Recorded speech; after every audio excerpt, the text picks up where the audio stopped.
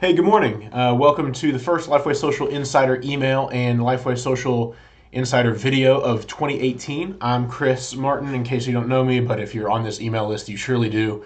I hope you all had a great holiday season, a great Christmas, and a new year.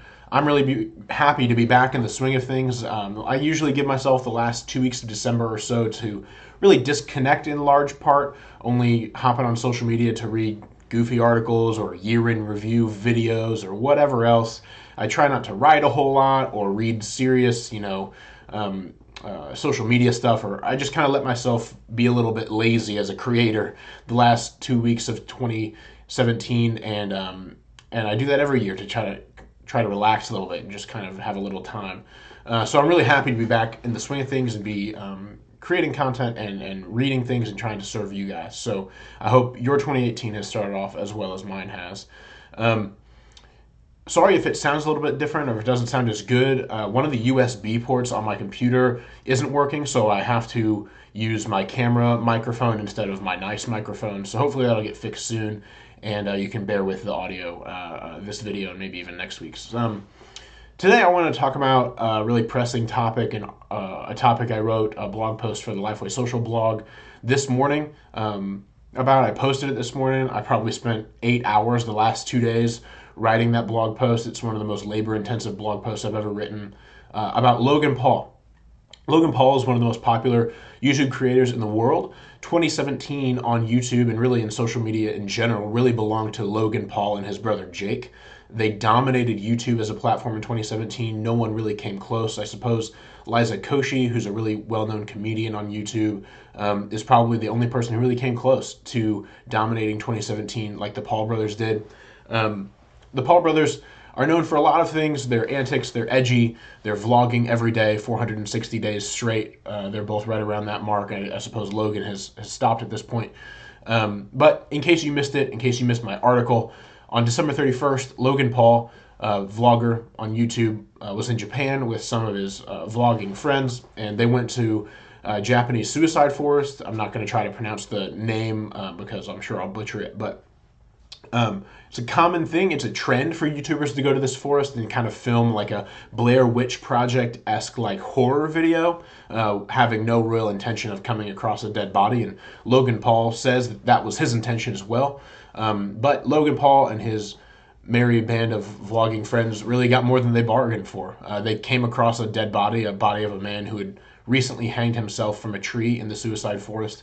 And instead of being shocked, stopping the recording and getting out and calling the authorities and reflecting maybe in a later video on what happened to them and encouraging their very young preteen and teenage following to get help if they have suicidal thoughts. They recorded the dead body up close, blurring it out in some parts but not in others. They included the dead body blurred out in the thumbnail, which is like the image preview of a YouTube video. YouTube itself recommends that you put your kind of most enticing or click-inducing scene in that thumbnail, and so Logan Paul and his editor obviously knew the shocking nature of the video, and so they posted it. It was on YouTube's #1 slot and its trending page, which it claims is AI generated, but a lot of people have noticed that humans do some things to get videos trending. So however it got to #1 on trending, it was #1 on trending, had 6 million views and 500,000 likes on YouTube before Logan Paul himself pulled it down. YouTube, even though the video violated its content policies, did not pull the video down. Logan Paul, once he realized the negative backlash he was getting, pulled it down himself. So that's what happened. We've spent 4 minutes talking about that. Why does that matter for you? I think it matters for you and me because we need to be really careful about what we do when we're creating content, how we think when we're creating content. We need to understand that there are lines that cannot be crossed. I don't suspect you or I were going to put a dead body in our videos. Whether we're doing it for noble reasons or not, I don't have that direct fear for you. But what I want to make sure is that we don't exploit negative situations for our own gain in the name of raising awareness or spreading positivity or some other sort of guise.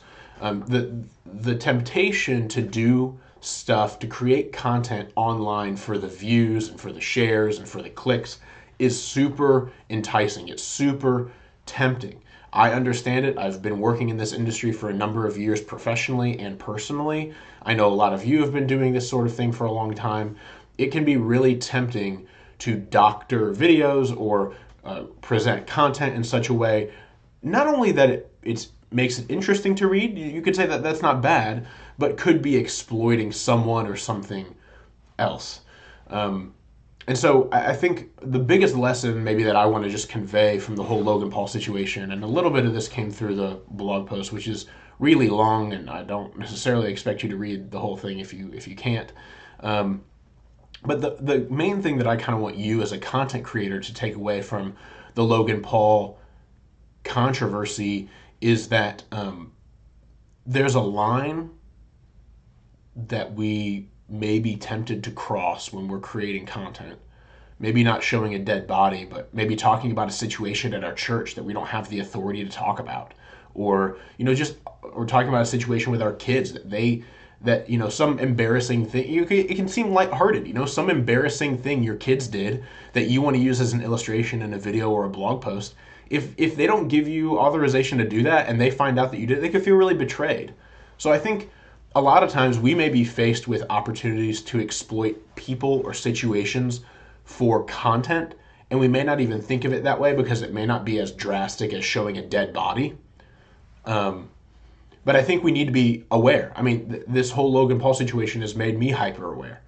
And another big takeaway from the Logan Paul scenario that I think can apply to us is that we can't let our moral compasses, our what's okay or not okay to post on the internet, be determined by the collective response of our audience to our content. Logan Paul in his first apology, which wasn't an apology, it's an apology my mom would have slapped me on the hand for and told me that I needed to think of another way to apologize when I was a kid. Logan Paul's first apology cited his fans' negative response before he cited his own mistakes. And really, basically what he was saying was, wow, I didn't expect such a negative response, so I've pulled the video down. It wasn't, wow, I've messed up and you guys called me out on it, so I pulled it down. He was clearly not expecting the negative response, and the negative response is what made him take it down. We cannot conduct ourselves in that way. We cannot let our audiences decide collectively what is or is not okay. Being held accountable by our audiences is great, but it shouldn't come to that, unfortunately. We shouldn't need our audiences to hold us accountable. It's great when they do, but we should be able to tell where that line is. We should be able to tell what is or is not okay. So those are a couple lessons I hope that you can take away from the Logan Paul video, the Logan Paul controversy. I don't want to trash Logan Paul. This is not me trying to trash. He's gotten trashed by dozens and hundreds of people way more important and notable in the YouTube world than me. I'm not here to trash Logan Paul. What I'm here to do is to try to help you as creators, and as creators who are trying to do good for the kingdom of God, learn from the situation so that you don't exploit situations or people in your lives for content, no matter how noble your motivations may be. So I hope this video is helpful for you. I hope you have a great weekend, and I'll be talking to you soon.